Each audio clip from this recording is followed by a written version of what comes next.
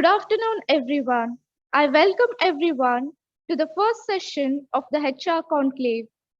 It's my honor to introduce to you our resource person for today, Mr. Richard Lobo, Executive Vice President, Infosys. Mr. Richard Lobo leads the people function at Infosys, a global leader in next generation digital services and consulting.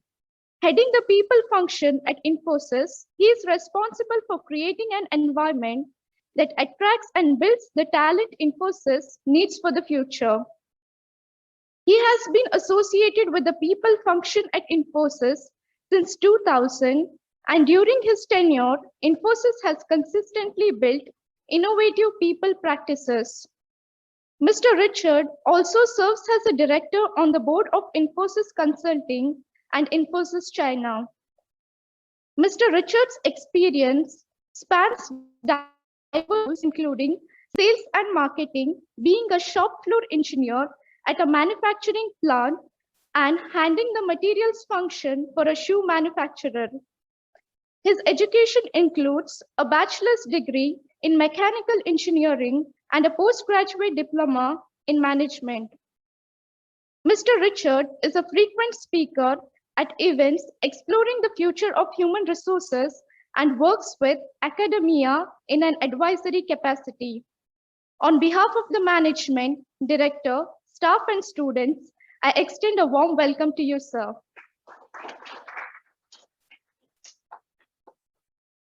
Sir, it's over to you. You can start the session. So thanks. First of all, somebody needs to tell me if I'm audible because I do not know. Yes, sir, you're audible and visible. We can hear you. No, because I was not very sure because I couldn't hear anything from that end except now. So thanks. Is this clear enough for everybody? Everybody can hear me? Yes, sir. Okay. So hi, friends. Nice to see you. And thank you for inviting me. I'm not very sure whether I'll be of much use, but anyway, thanks. And let's treat this as an interactive 1 hour session where hopefully I'll be able to add some value to your day. When I was first requested for this session, a couple of things. One is, of course,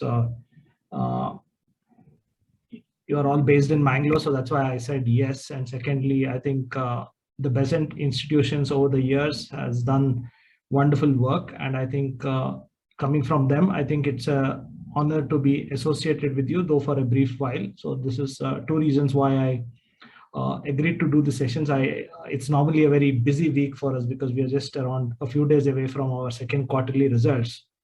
And there's been a huge constraint on the amount of time we have, but it's a pleasure to chat with each one of you. And my whole objective of the session is to make it useful for you. It's not necessarily that I give you topics which are there in my head, but more in terms of answering your questions and what you might want to know. So I'll probably just speak for the first 10 minutes or so, and then I'm just going to throw it open. And remember, you're free to use up the entire time space as you wish to ask anything that you might want to know. So we're going to keep it that way. Is that fine? Okay. So first of all, it's good to see you all back in a seminar room. I don't think I remember addressing any group of students, at least for the last 18 to 20 months. I've only got used to dealing with small screens. I last did a session, actually a class, not a session, a full 90-minute lecture for the first year PGP students of IIM Bangalore. And though IIM Bangalore is just a kilometer from my house, I had 500 students all on video screen. So it was a very strange experience. So it's nice to see you all in the classroom. Hope this kind of learning will continue and you will benefit from it. So that is the first point. Looking back at the last 18 months or so, I think what we can conceivably see is that there has been a shift. There has been a shift in the way we learn. There has been a shift in the way we work. There has been a shift in the way we interact with each other. And some of this has happened without us thinking too much because we were forced by circumstances to change. But the interesting point is, whenever we have these shifts, a lot of good happens. While many of this may not be to our liking, a lot of good happens, and that remains. So I'm largely going to focus on the shift in the world of work, which has been forced over the last 18 months or so. You can similarly look at the shift which has happened in the education system in the question of how we learn. There has been shift in how doctors practice medicine. There has been shift on many things which we have taken for granted. But I'll largely focus on the shift which has happened in the world of work. Now, because we were forced to innovate and we are forced to work in the fashion we are working now, we have clearly seen improvement in certain areas. For example, there is better productivity. People are learning more. People are being able to balance their work and their life. There have been also benefits like our cities have got kind of decongested, the environment has improved, and so on and so forth. Much of this will stay on and not what you call go back to the old ways. And a lot of it might change once we start coming back and repopulating our offices. But fundamentally, what it has done is that there's a better way of working. There's an improved way of working. And much of that learning will mean that we will do better on many fields, which we wouldn't have thought of before. The second is a very large part of the shift has been possible because of the advancements in technology and because, for example, the technology I'm using right now to communicate to you just a few years back wasn't there. The internet bandwidth speeds weren't there. And if for some reason, and I know it was nothing to do with planning or nothing to do with chance, but it just so happened that many innovations on the technological front were ready for this kind of work much before the pandemic forced us to do that. What it did is it accelerated the shift. And that is the beauty of the change which we are seeing around us, that a pandemic comes along, accelerates the shift which was anyway happening, and makes us adapt to a different way of work. But the thing we have to remember when we do the shift is that we still have to focus that our work is still dependent on us as human beings, and it's still dependent on what we do, what we bring from what is in our head and what you bring in what is in your head to change the way we work. And that remains the focus of the human being. And I term it like the focus on the human at work and how do we make work more human. And that is a big goal on how we adjust to the new way of working. If we talk about leveraging the advances in technology and then focusing on the human at work, I'm just going to cover 4 or 5 key areas which we need to look at. The first one is work will continue to be hybrid for a long amount of time. For most of us who have been in the workforce for a while, luckily you have not been in the workforce for a long duration of time, or many of you have not even been in the workforce.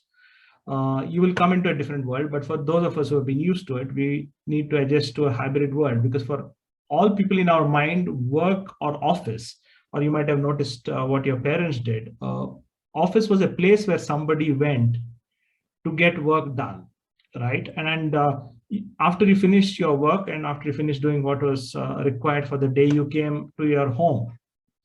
What this situation has done is that the place where you go to for work could be anywhere.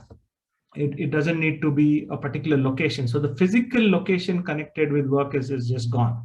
Now the physical location will continue. The physical location is still a place where we need to go to meet colleagues, a place where we will collaborate, a place where we will interact, a place where we will build social capital. But the requirement for us to go to a particular place to get something done, that has changed forever. And that's not going to come back. And so the entire concept of how we view the office or how we view the workplace has changed. And that change will hold.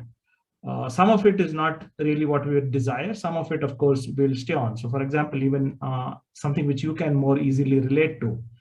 I don't think colleges will ever go back to a full-fledged physical presence for every single lecture. So for example, if you have a large group of students, it's probably easier and faster to deliver lectures online and then do the interaction in the classroom. That's what I'm referring to. So you could have smaller group interactions, but the larger delivery could happen online. So this is what is the beauty of the hybrid model, which is technology enabled, which makes us more productive, or which makes resources more easily distributable over a larger group of people. But a lot of this will require a huge focus on how we design workplaces. And this is of interest to each one of you who are now studying about some of these things, is that how do we design interaction spaces? How do we ensure that two people or a group of people who need to meet get together in a particular place on a particular day? So while it looks simple and it looks interesting, there's a lot of technology and intelligence behind designing of workplaces. How do we make these encounters? How do we make these meetings happen? How do we handle people who cannot come to office? How do we bring in technologies like virtual reality? How do we make some of these things possible? So a lot of the effort and time of many people, HR included, will go in terms of rethinking some of these things, bringing a lot of the new technology possible. Like, for example, there are things like meeting room. There are so many other innovations happening where you can be in a virtual meeting, you could be in a virtual office, you could transpose yourself to some other location. So many of these things will change and improve as time goes by. And we will slowly adjust to this hybrid model. So that is the first point. The second point is, of course, the shift in the workforce itself, with many of people of your generation and one generation before you, that is the millennial and the post-millennial generations coming into the workplace. Things which were very hierarchy based, which were age based in terms of number of years of experience. The more experience you have, the higher you rise in the organization. That is slowly going away it's going to more of a networked organization where the important people in a network are people who can deliver more value because of their knowledge, because of their skills, because of their ability to collaborate. So the hierarchy-based organizations are giving away to network-based organizations. I'm not saying this is going to happen tomorrow or day after, but we can gradually see this change. And many of these things I'm talking about is the shift. Okay, it's not going to happen over a period, over a particular point in time, but it's going to happen over a period. So this will the change in the dynamics of the workforce to becoming more network focused versus becoming hierarchy focused will mean the people who adapt, the people who are good at continuous learning, the people who are useful to the network, people who can do different things in their span of work will become more useful and become more important. And this whole comes to analyzing networks, and both there are for those of you who are interested further in this, you can read about this theory called organization network analysis. And Microsoft recently has launched a very detailed analytic tool, which is linked to their Office 365 suite. But there are many other similar softwares which are going around, which focuses on how we design networks and how do we make them useful. The third is, of course, what you might have read about a lot, is called the flex in the workforce. And I term it as the talent ecosystem. For a long time, the employees, for a company to function, they needed to employ people, right? So these were called employees, and employees comprised to 95% of the company's workforce. But now you have employees which you give offer letters to. You have people who never might be employees. They might be on a contract to you. They might be doing a gig with you. They might be only there for part-time. They might be employees of a third company who might be working in your company.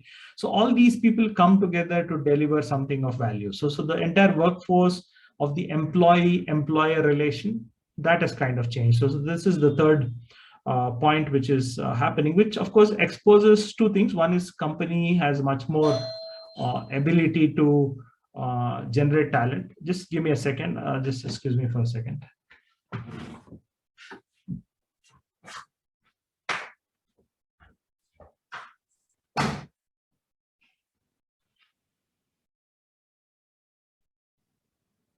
Sorry about that.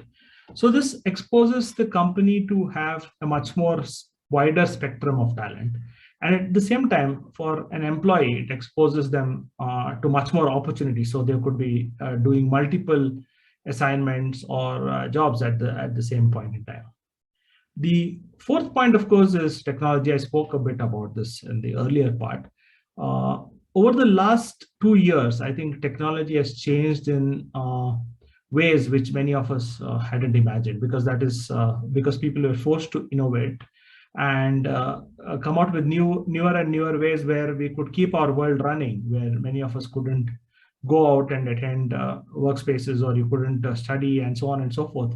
And that's only going to get better. So there is a huge amount of effort and time being spent on, one is in working on technology which will make our work life better. Secondly, on analyzing what is termed as the digital waste each one of us generates, in the sense that the things that we appreciate, the things that we buy, the things that the people whom we interact with. So all this put together makes for better experiences. So just go back to the time where you might be a consumer. You could be buying something online, or you could be playing a game online, or just doing some research. And you would have found that as you do more of it, your experience gets better. So this is the digital experience I'm talking about. And the same experience will come into employees. To give a theory on this, like, for example, if I could analyze with which kind of people a person works well, and then I staff that person with a team where they are more likely to make this individual succeed, I would clearly get better performance out of each individual, because then you would design teams based on individuals' way of working, individuals' liking. Another example which might be easy for you to understand would be like, for example, if two of you need to share a room in a hostel, by analyzing your likes, dislikes, and what you do and what you do not do, you could probably pair two people who have a greater chance of getting along as roommates than just doing a random allocation. So these are some of these experiences which technology makes it possible. The last one is on business beyond business. And with the increasing focus on consciousness regarding environment, consciousness regarding doing the right thing, there is more and more belief and understanding in the business world that we need to go beyond the normal when it comes to doing business. You need to be conscious of the social issues of the day, be conscious of what matters to people in the long run, because businesses who focus on the environment, people who focus on governance, and people who focus on sustainability are companies who do better in the long run. And the consumers understand this, shareholders understand this, and you see more and more investment being driven towards these kind of companies of the future. So in summary, these are, of course, exciting times. You've chosen management as a career, and I think there's no better time than this to enter the new world of work, which is so-called term. And the winners in this new world of work is the people who can adapt. And those of you remember your school biology would remember sometime in the mid 1800s, that's around 1838 or so, Charles Darwin wrote The Origin of the Species. And this one of the specific points he made is that it is the person or the species who adapts best does well in the long term. And that is exactly what is happening today. Those of us who adapt the best to the changes in the world around us will do better than our neighbors, will do better than our friends. So it's all a question of adaptation to the new world of work and thriving in it. And I wish each one of you the very best in the new world. And with that, I want to throw this open for an interaction. We roughly have around half an hour, and then I could probably do quite a lot of Q&As during that half an hour. So and all questions are okay, so that there is no particular limitations, so feel free. And don't worry if you think that your question is not so great, don't worry, you can go ahead and ask anyway, because sometimes from the oddest of questions others learn. So the important point is not only you learn, but everybody else does too when you ask the right questions. So thank you, and go ahead, please.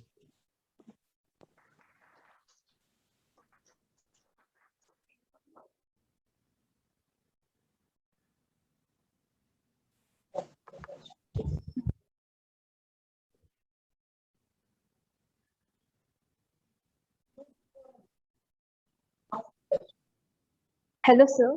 I'm Avish Malwa. So, as we know, we have just come out of the pandemic and many things have undergone changes. So, my question is that how has this HR department or the functions have changed from the last 5 years or past 5 years, especially in Infosys? And as a students, how do you think that we have to update or upgrade ourselves in relation to that? See, how the function has changed, I really do not have a view, but I think I will answer the second part of your question, which is probably of greater interest to the audience. The point is that the business world is evolving. Now, I'll give you a couple of examples, which probably will answer your question better. One is what we've done very successfully at Infosys over a long period of time is that we take young people like you who have just finished their studies, and then we bring them to a place which is around 250 kilometers or so from Mangalore, which is Mysore, where we have established a university which can train 13,000 people residential at any point in time. So for us, the worldview was that everybody we hire goes through that campus where they assimilate the culture of the organization. They learn and they make friends, and this helps us build the culture of the company for the future. Now, suddenly in March of last year, we realized that we had around 5,000 or so people, and we suddenly couldn't keep them there anymore. We had to send them to their houses. And then all the successive 20, 30,000 people we got into the company couldn't ever come to that location. And then we had to recreate in the digital space what we were very good at doing in the physical space without adding more people to the to HR or to any other department. So it was what you call a rapid change in how you view the world. So suddenly, what was so well established as a process had to be done without anybody being physically there. So many of the department, now forget HR, you can put any other department in its place, you'll find that everybody was faced with this challenge. Now, it's a question of how you change your mindset, how you question of how you change to do things differently when you can't be there at all, right? So that was the whole thing. And now, when we prepare for the future, we know that at some point in time, we can't exist totally in a virtual world that people sit in their bedrooms and do the joining of a company. But we still need to do the, what you call the learnings of the past 18 months and see how we can improve on it, because otherwise we wouldn't have learned anything. So the whole challenge now is to bring the best of the learnings into the future. Now, how do you prepare yourself as a student for this? One is, I mean, there is no shortcut to spending a lot of time and energy on whatever they teach you as your core subjects which you need to learn. You don't really need to think of how my life would change in the world which has changed, because, for example, the fundamentals of accounting, the fundamentals of marketing, the fundamentals of finance, or the fundamentals of HR don't really change, right? Irrespective of whether you do it virtual or digital. So you, as students, need to focus on the core, which is what you learn in college, and then see how those learnings can be applied to something which has totally changed.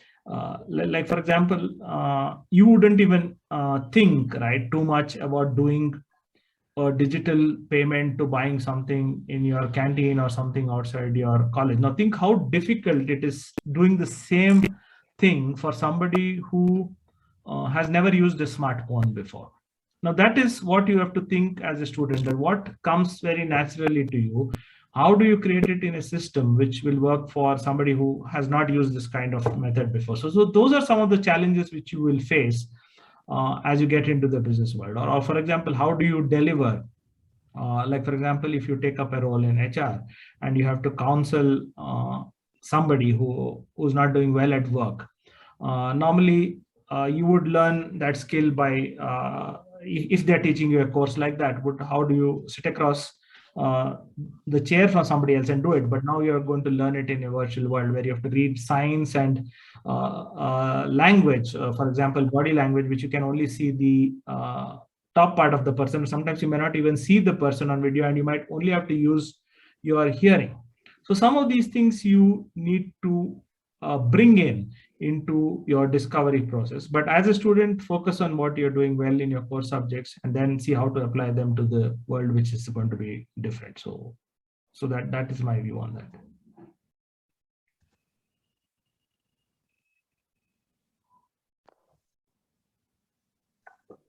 Thank you, sir.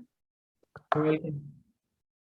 I'm Ruthvi, and my question is, what is the key skill in resume for being in HR field? Key skill in? I didn't get that. Key skill in resume. In resume.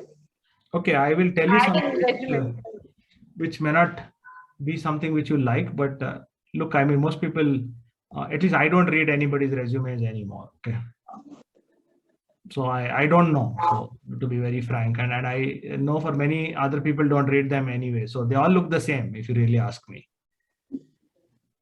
To answer it in a different way, this is what I look for. Okay, that is probably the answer which you need rather than what you would write in your resume. Because if I am hiring somebody, I hire them by talking to them, and this is what I look for. I look for average intelligence, which I'm sure you have. Ability to work well with other people, that's the most important. Okay, in fact, I would put it more than anything else.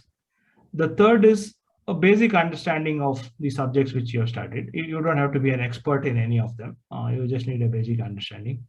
And fourth, which is the most difficult to get, is the attitude, which is that I will work harder than anybody else to do things which are required.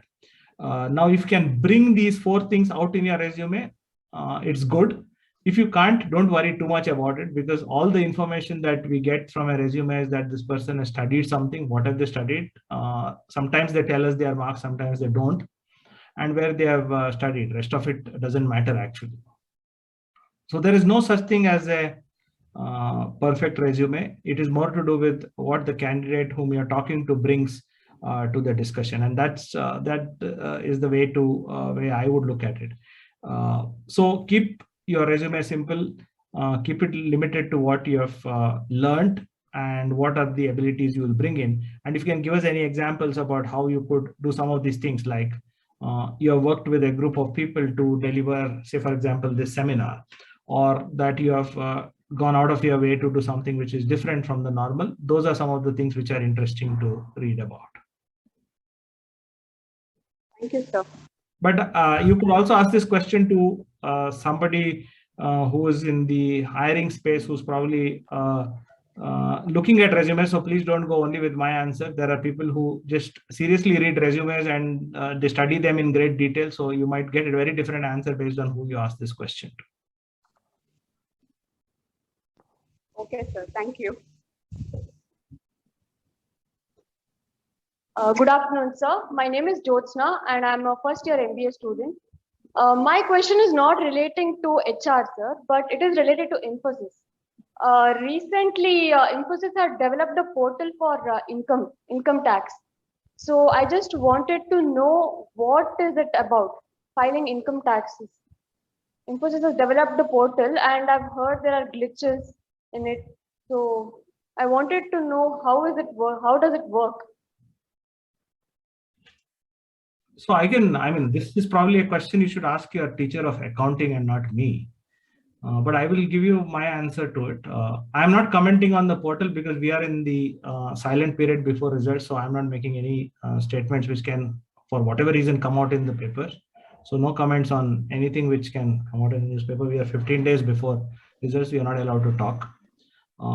But it is simple. So in the old days, and if any one of you whose parents are either a chartered accountant or do something similar would know that we used to take all the papers of things which we did over the previous financial year, that is from March of 2020 to from April of 2020 to March of 2021, collect how much we have earned, and then pay a tax on our earnings to the government. So it was done very manually. You had to fill in a lot of forms, sign those forms, and then you would go to the income tax office. I don't remember where the income tax office in Mangalore is, but you would go to this tax office, or you or your chartered accountant would go and you give those papers, and then somebody in that office would take a huge rubber stamp and put it on the paper and give one of those papers back to you.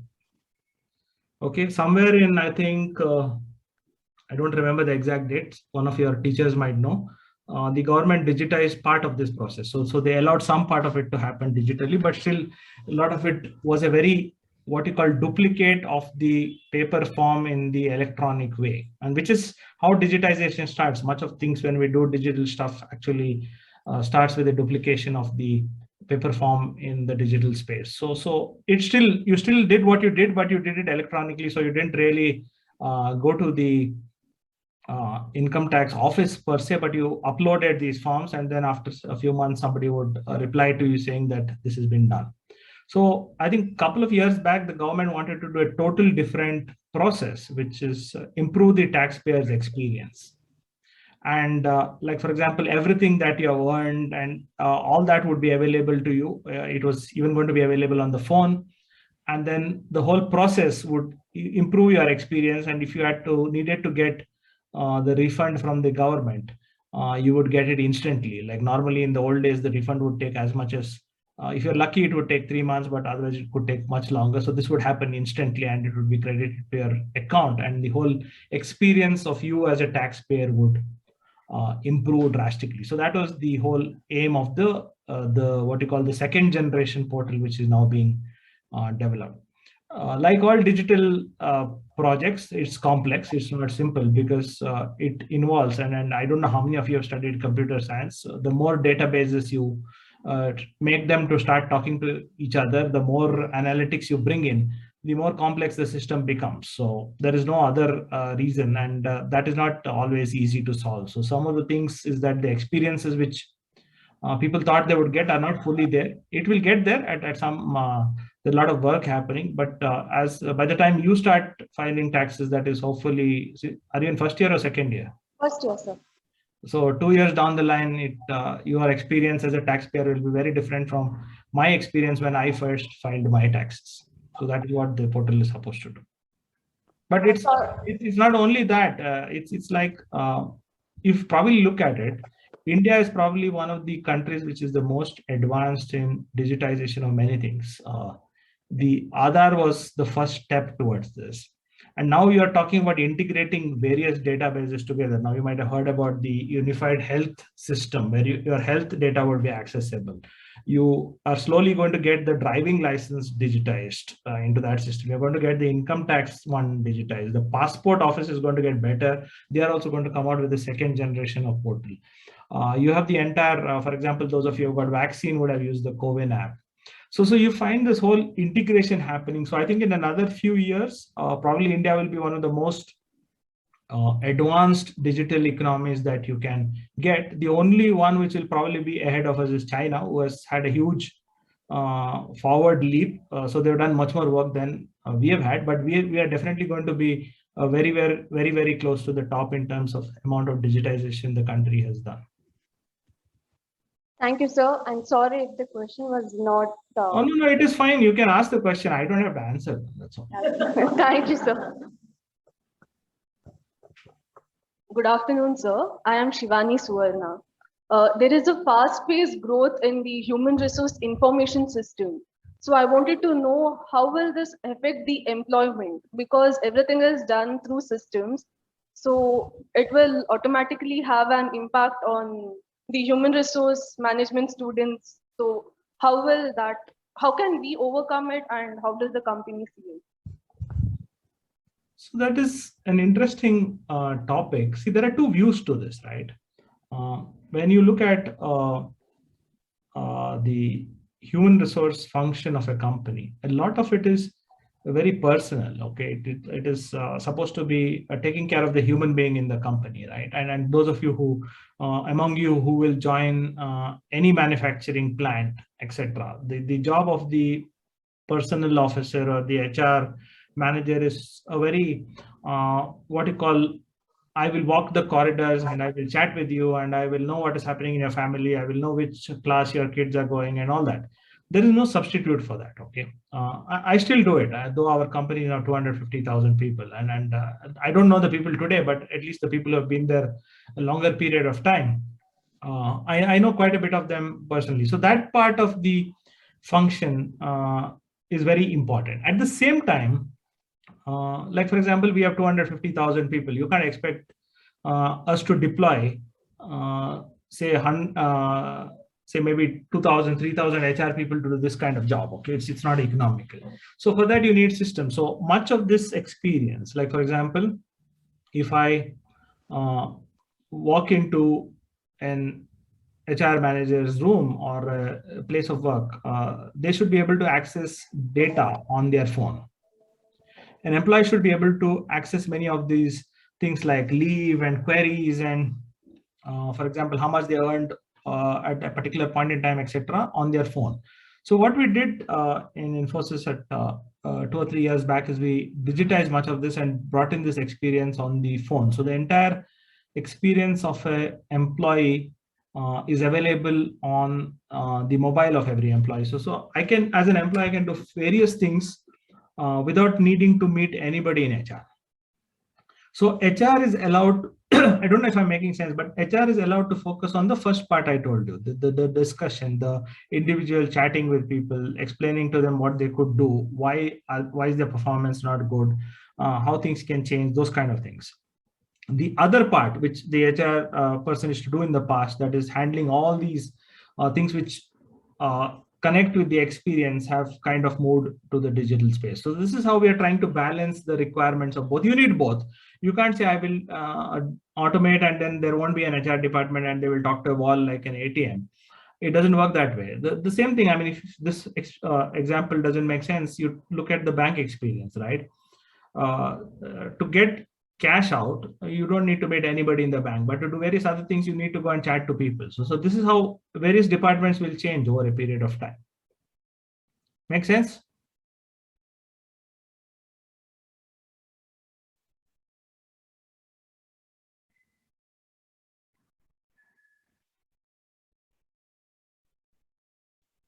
Your phone is on, your mic is on mute, I think. I can't hear you. Sorry, yeah, this is okay, yeah. Good afternoon, sir. I am Jeevan. My question is, what is your view on job elimination? It is because of pandemic or it is because of development in technology, sir? There is no job elimination as such, okay? There is a job shift, if that is the term I might use. So what is happening? The pandemic is just one of the reasons, okay? This was happening even before that.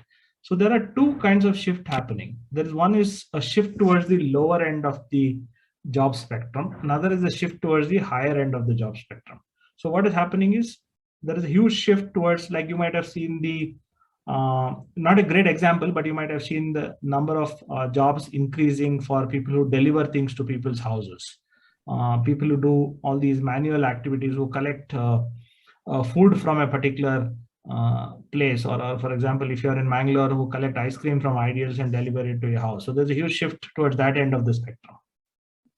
Another end is the higher end, like people who design the apps. Like for example, if you need, I'm just going back to this ice cream business. So if you were ordering ice cream from Ideals, you need one person to deliver it. And so there's a huge shift that side. There's another person who designs that app, who ensures that you get your ice cream before it melts.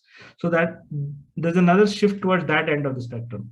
The middle end of the spectrum, where actually the jobs were more easily what you call replaceable or automated, those have gone away. So there is no shortage of jobs. Jobs, you as a student have to decide which end of the spectrum you want to go towards. The one where there's a lot of jobs, but they don't pay that much, or the other end where there are very few jobs, but who pay tremendously well. So this is a shift which is happening. This will continue for the next 10 to 15 years. I don't see it changing one bit. So in terms of people on one end earning a huge amount more than the people on the other end, that is something which we seriously need to worry about. And that is happening. And I can see more and more of that happening. the middle ones are getting kind of eliminated, and that is what will happen. So many of the people who are currently doing these jobs will need to change. They either need to change to the lower end, or they need to change to the higher end. Both are possibilities. It's just a question of how much you will learn and how quickly you can learn. So this is what is happening. To my knowledge, no jobs are getting eliminated. Okay, people are just shifting jobs from what they did, say, 2 years back to a different kind of job they are doing today. In fact, across industries, people are hiring more this year than they did last year. So there is going to be an increase, but the job need not necessarily be the one you want. The job could be a job which is the one you may not want. So you have to be careful of that. The only way you can handle that is by learning more, by working harder than the next person, and then trying to move towards the higher end of the job spectrum. So that's what you need to focus on. I don't know if this makes sense, but this is what is going to happen. Okay, sir. Thank you, sir. Good afternoon, sir. I'm Anushri. My question is, what are the challenges faced by an HR person after pandemic? I think the biggest challenge we face is that how do you preserve the culture of a company when nobody comes to office? It is, while it's easy to say this whole remote work works well and people can be at home and handle their work while they do other things, the fact that people would collaborate, the fact that people would interact, the fact that people would preserve the culture of the company or build what we term as social capital is missing. And so how do you design your systems and your processes to replace this in the virtual world is I think the biggest challenge, not only HR, but I think anybody who has a team or anybody who's handling a company will have. The same goes on the spectrum, whether, for example, if I were to sell to a new client, how do I engage with a client whom I don't meet at all? So some of these things are, how do we change what we have learned over, say, past 100 years or so and make it fit into the virtual world, I think is the work which we have been dealing with the most over the last couple of years. We, of course, there are other challenges. I'm not minimizing the challenges of people who need to travel to meet their loved ones, the people who've been through infection, those kind of things. I'm not mitigating those, but those are not the ones which are top of the mind. The ones which are top of the mind is how do you preserve the culture and the systems of a company to this whole new world is, I think, the biggest challenge. Thank you, sir.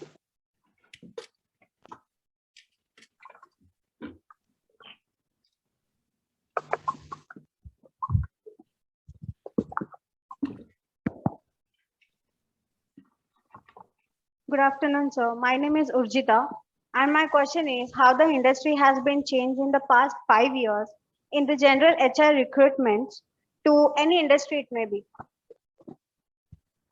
Can you repeat that? I didn't understand your question. My question is how the industry has changed in the past 5 years in general HR recruitments to any industry it may be. Sorry, you'll have to, I just can't get the question.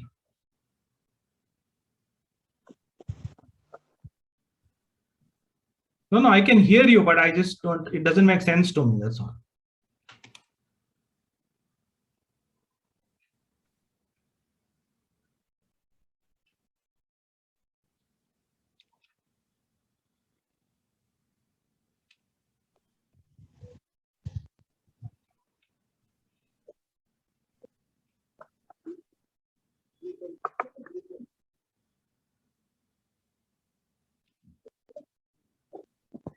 So actually, her question is, how has the industry changed in the recruitment process over 5 years? Changes in the recruitment process. Okay, how's the recruitment process changed? Okay. Has there been any changes, and if there has been any changes, what are they? Oh, okay. Okay, fine. Fair enough. I don't know about 5 years, but I will. What has changed? I think fundamentally what has changed is that the process of recruitment has become more specific in the sense Now I'm talking about a little bit of what you call application of computer science or analytics into this. For example, we have got a fair amount of data on every applicant which wants to come in, right? So the nothing to do with Infosys, but this is in terms of any company hiring people anywhere in the world. So, for example, how you did in your school, how did you do in certain subjects, where did you work before, whether you have not worked before, where did you study, etc. All this is very easily available now in a database.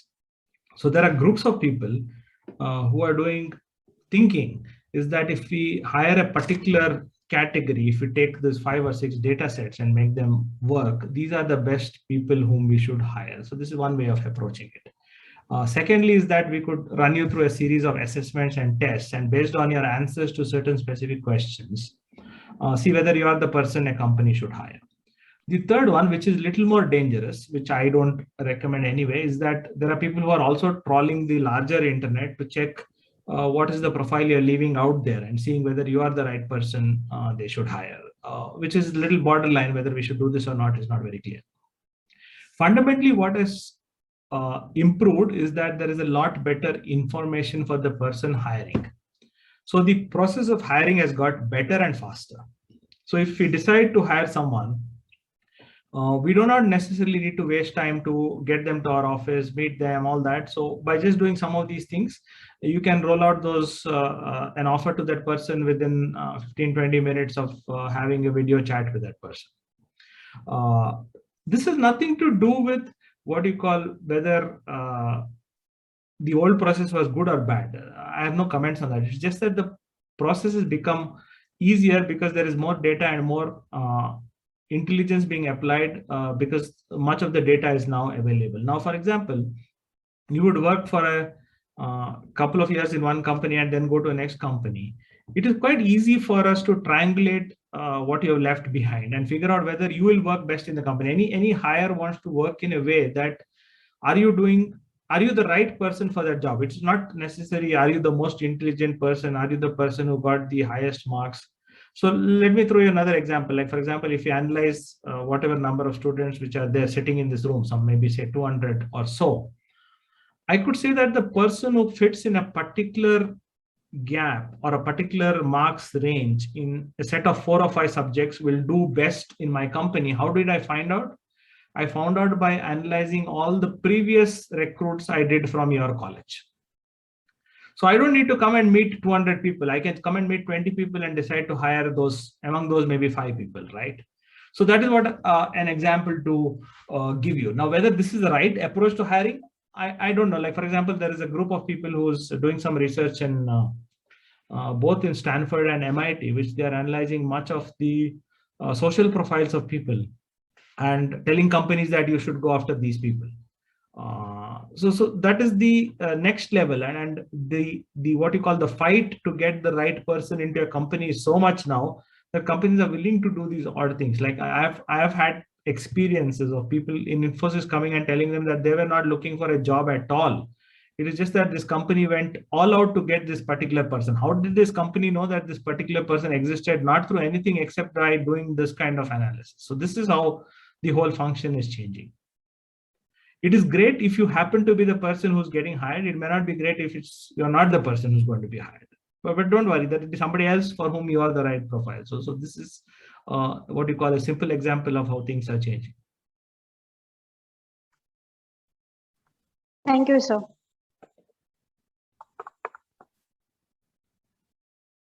Hello, sir.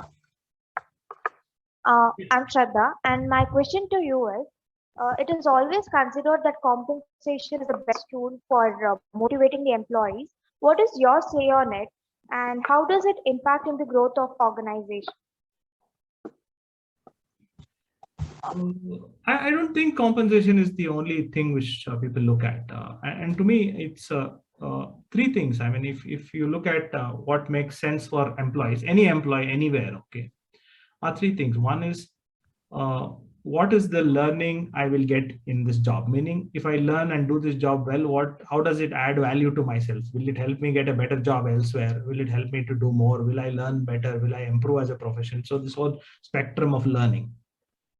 The second one is what you talked about, compensation, whether it's direct compensation, long-term compensation like stocks, benefits which companies give, so on and so forth. So of course, that's definitely there. The third corner of the triangle is even more interesting, is the purpose. Is that, do I like working in this place? Does the way this company works, is it ethical? Is it how I would like it to be? Am I making friends here? Am I working with people whom I like working with, or do I hate going to office?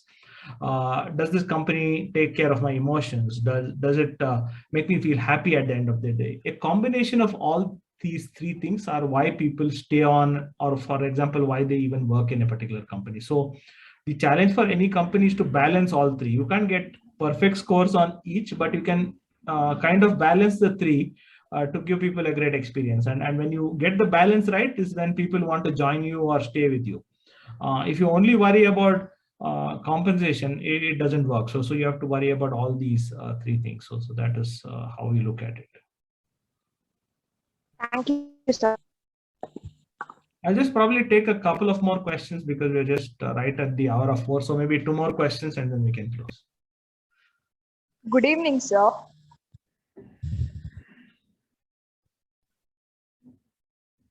Yeah, I can hear you. Go ahead. No, now I can't. I could only hear the good evening part. So whatever you did then, you have to do it again.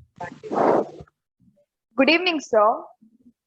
I'm Likita, and my question to you is, how has artificial intelligence taken over the HR operations? It is definitely not taken over HR operation, because I have a job still, so they still haven't fired me, so I'm still there. So it hasn't taken over. What, you finished your question, or are you still asking?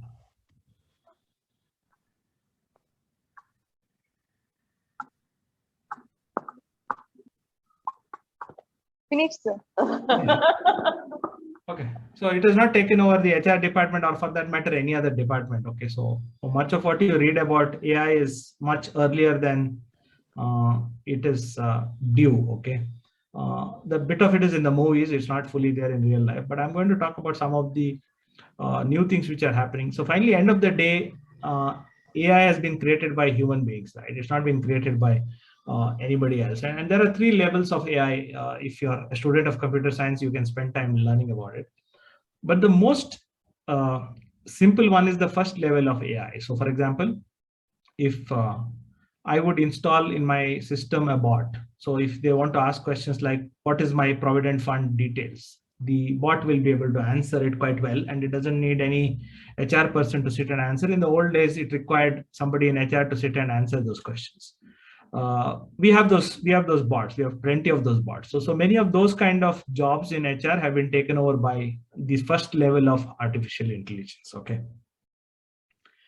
Then you come to the next level of artificial intelligence, which goes to a little deeper. Like, for example, if somebody says, I am not doing well in this job, can you move me to another job, so on and so forth. That still requires a human being to add value there. The artificial intelligence in the system might show which jobs are available, what is the nature of people who've done well in those kind of jobs, but it still requires a human being to make that decision. So that's the second level of AI. The third level of AI is that somebody comes to me with a deeply personal issue and asks for my advice on how to handle it. Like, for example, a senior manager in the company could say that I have these 2 people in my team, they just don't get along. They are both brilliant, but they just can't work together. How do I handle that? That level of AI has not reached anywhere in the world. So you have 3 levels of AI. The first level of AI is getting better, is definitely getting better. So by the time you probably join most companies, you will not talk to HR for most of those jobs. They will be answered by bots. The second level will be supplanted by bots at some point in time. The third level will be done by humans. So this is how the evolution of AI will work in the HR world. I kept the answer very short, but there's a lot of interesting research happening in terms of deep AI.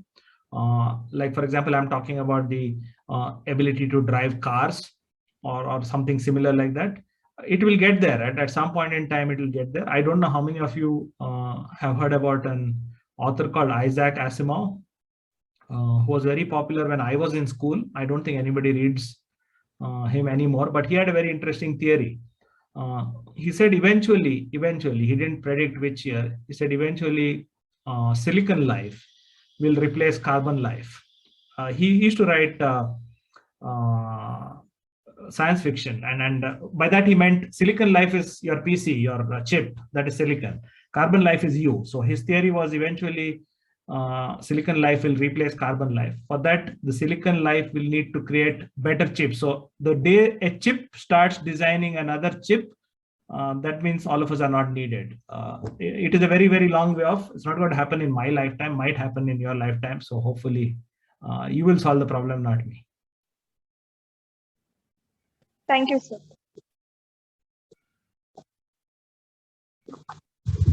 Hello, sir. Yeah. That was a very illuminating session by you, sir. By this, we come to the end of the session with Mr. Richard Lobo. I would like to thank Mr. Richard Lobo for sharing his valuable time and knowledge with us. Thank you, sir. Thanks. Bye.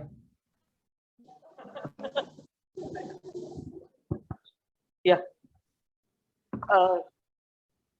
Richard, thank you very much. This is Molly here. You're welcome, Molly. Yeah. Thank you very much. We have had a very insightful session from you. Thank you for taking the time and for being with us. I'm sure all our students have benefited a lot from your insights and the question answers. We would like you to come to our institute whenever possible, either online, offline. I know you're from Mangalore. I don't know exactly where you're from. We'll definitely give you papas. And yes, my problem with Mangalore is problem with Mangalore for me is there are simply too many institutes. So if I go to one, the other gets upset. So I don't go to any institutes. I stay away from all the institutes in Mangalore. Never mind. Both the institutes will be very glad to welcome you to Mangalore. We would like definitely have a long-term association with Infosys because there's a lot that we learn from Infosys. You all have been one of the best employers, best workplace to work with. Your Leadership Institute has been a great example for learning. And thank you very much once again. We look forward to a continuous association. Thanks. Bye. Bye, sir. Bye. Thank you.